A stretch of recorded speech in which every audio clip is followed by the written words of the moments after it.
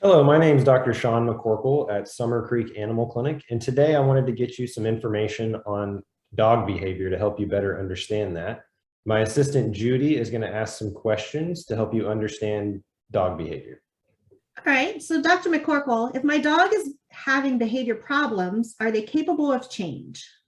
Yeah, that's a great question. I think the simple answer to that is yes. There are some factors to consider. The first one being the longevity of the problem. The longer the dog suffers with the behavior problem, the harder it is going to be to make positive change.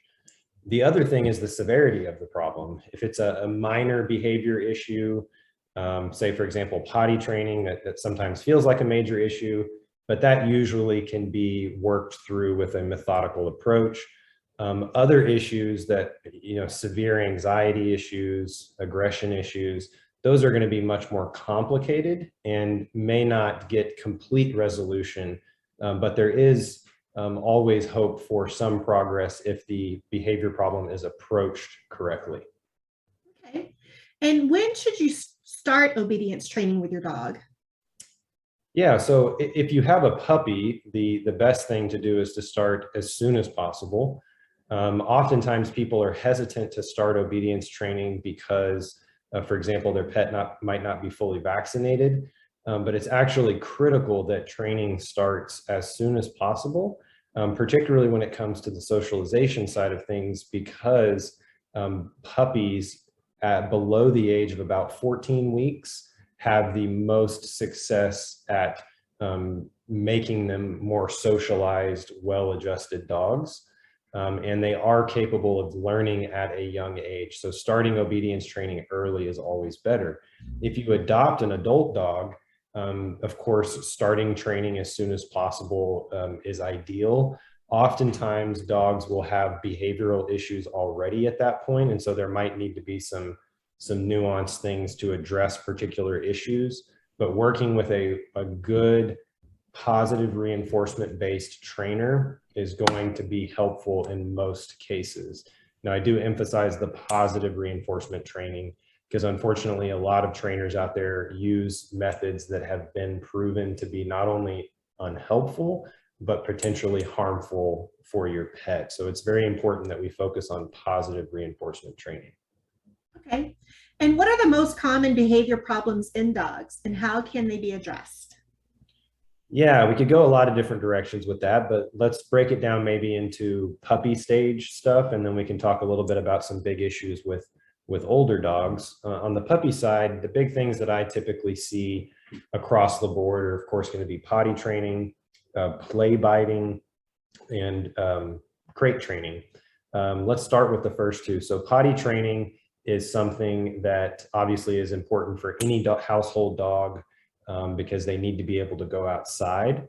I often recommend owners try not to use potty pads if at all possible, because the end goal in most cases is for that dog to go outside.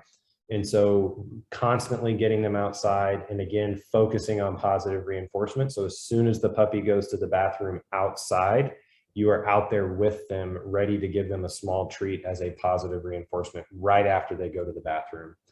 Play biting is often the most frustrating puppy behavior because every puppy struggles with it, and usually for a while. That's how dogs interact with the world at that age, with their mouth. So we have to be understanding that that's just part of their natural behavior.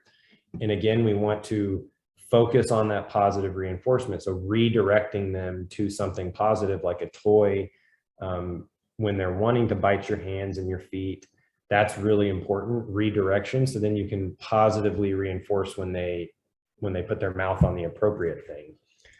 On the adult side, I think we should spend some time going into that. And we see these issues with younger puppies as well.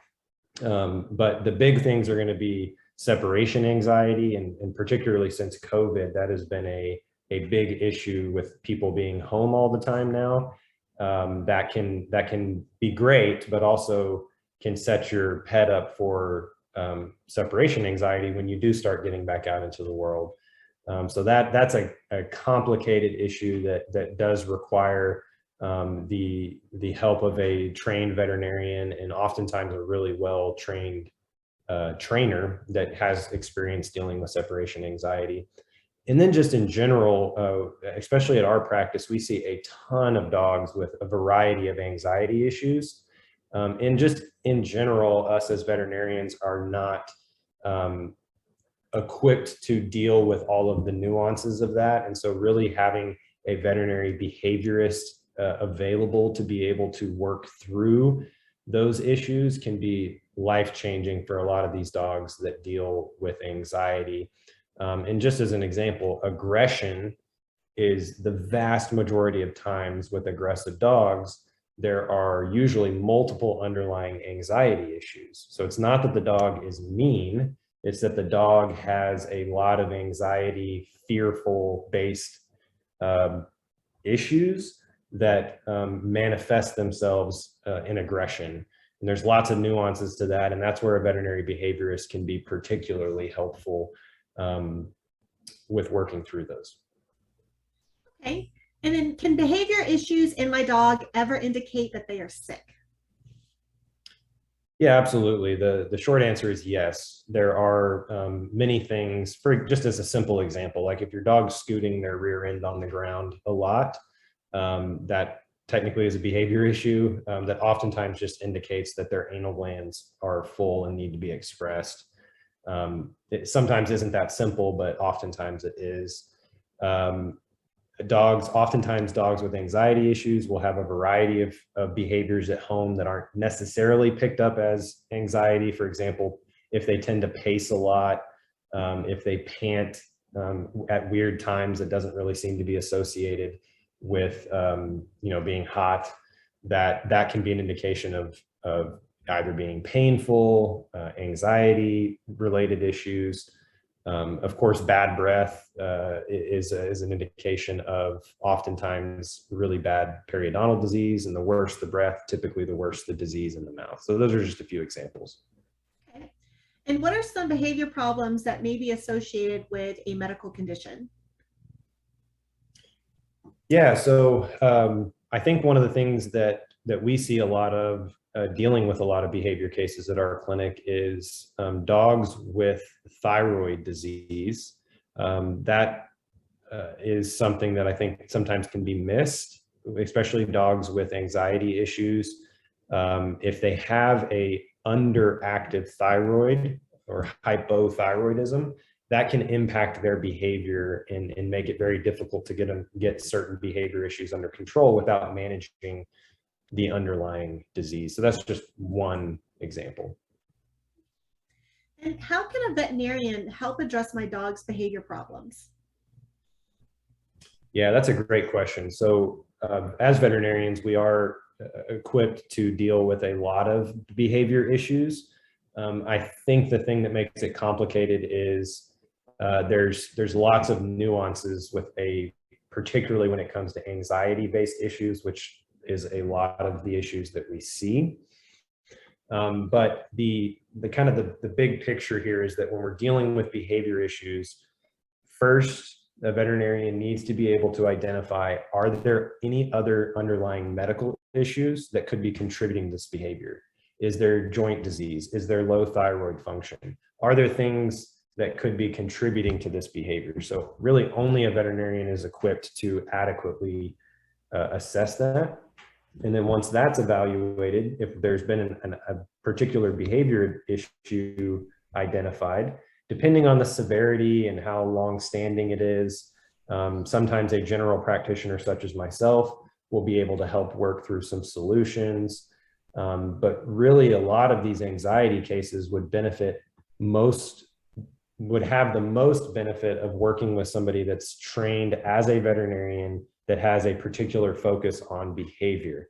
Now, just as an example, and where we are in Dallas-Fort Worth, there is not a single board certified veterinary behaviorist in the Metroplex as I record this video, but there are 2 veterinary behaviorists that aren't board certified, but that see high level behavior cases.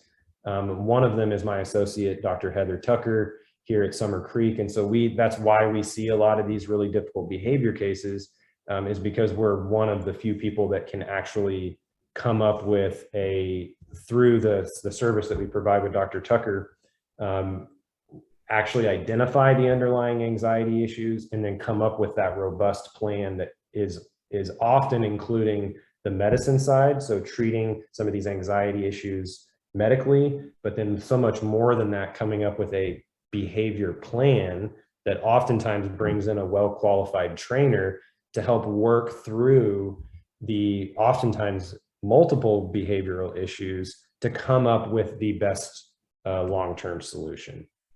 Okay. And then last question, what other dog behavior management options are available?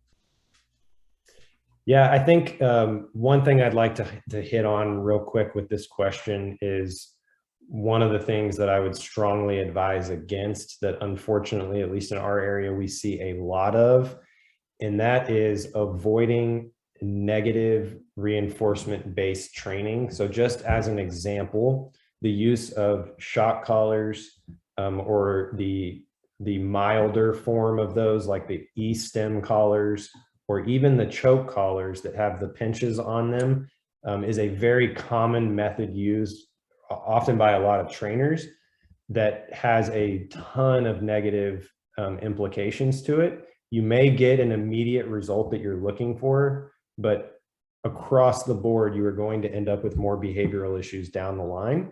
And again, as the service that we provide, we end up seeing a lot of those issues. Don't have the time to go to work through all those right now, but that's one thing that you would want to avoid, is somebody that's telling you to do something like that to get a quick solution, because you will end up with more problems in the long run by using those methods that have been proven to cause more issues than good. Now, when you're talking about what other behavior management options there are, I think we've hit on most of them, but really if it's a relatively mild issue that is more training based versus anxiety based, because again, anxiety needs to be worked through by a veterinary professional that is equipped to work through all the nuances with that. But just focusing on utilizing positive reinforcement methods, you are at least not going to cause your pet harm by doing that. So if you're ever looking for a trainer, ensure that you do proper vetting to make sure they don't use techniques that have been proven to be harmful.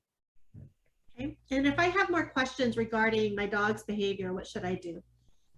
Yeah, if you have any questions, we would be more than happy to help you. You can call us here at Summer Creek Animal Clinic at 817-523-1139. And you can also visit our website where we have lots of information at summercreekvet.com.